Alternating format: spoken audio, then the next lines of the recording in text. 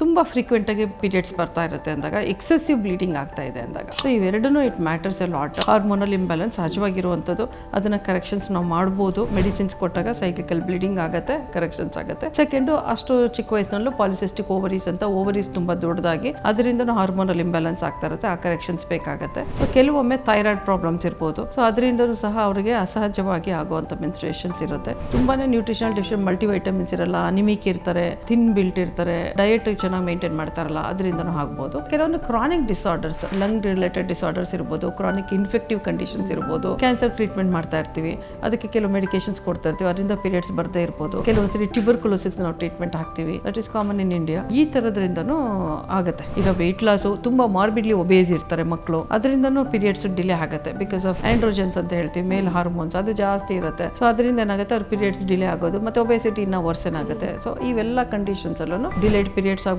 ಮತ್ತೆ ಇದೆಲ್ಲ ಕರೆಕ್ಟಬಲ್. ಈಗ ಅವ್ರಿಗೆ ಸೂಕ್ತವಾದ ಕಂಡೀಷನ್ಸ್ ಏನಿರುತ್ತೆ ಅದಕ್ಕೆ ಸರಿಯಾದ ಸಲಹೆಗಳು ನಾವು ಕೊಡಬೇಕಾಗತ್ತೆ. ಕೆಲವು ಕಂಡೀಷನ್ಸ್ ಅಲ್ಲಿ ಮಾತ್ರ ಟ್ರೀಟ್ ಮಾಡಲೇಬೇಕು. ಯಾವ ಕಂಡೀಷನ್ ಅಂದ್ರೆ ಈ ತರ ಹಾರ್ಮೋನಲ್ ಇಂಬ್ಯಾಲೆನ್ಸ್ ಮತ್ತೆ ಪಾಲಿಸಿಸ್ಟಿಕ್ ಓವರೀಸ್ ಇದ್ದಾಗ ನಾವು ಟ್ರೀಟ್ ಮಾಡಬೇಕು. ಒಬೇಸಿಟಿ ಇದ್ದಾಗ ವೆಯ್ಟ್ ಲಾಸ್ ಏನ್ ಬೇಕು, ಡಯಟ್ ಅಡ್ವೈಸ್ ಮಾಡುವಂಥದ್ದು, ಪೀರಿಯಾಡಿಕ್ ಫಾಲೋ ಅಪ್ ಮಾಡುವಂಥದ್ದು, ಕೆಲವೊಂದು ಮೆಡಿಕೇಶನ್ಸ್ ಇದೆ ಅದನ್ನು ಸಹ ಕೊಡುವಂಥದ್ದು. ಇದನ್ನ ಮಾಡ್ತಾ ಹೋದ್ರೆ ಒಂದು 6 months to 1 year ಅಲ್ಲಿ ಮೇಜರ್ ವೆಯ್ಟ್ ಲಾಸ್ ಆಗುತ್ತೆ. ಸೊ ಪೀರಿಯಡ್ಸ್ ತಾನಾಗಿ ರೆಗ್ಯುಲರೈಸ್ ಆಗ್ಬಿಡತ್ತೆ.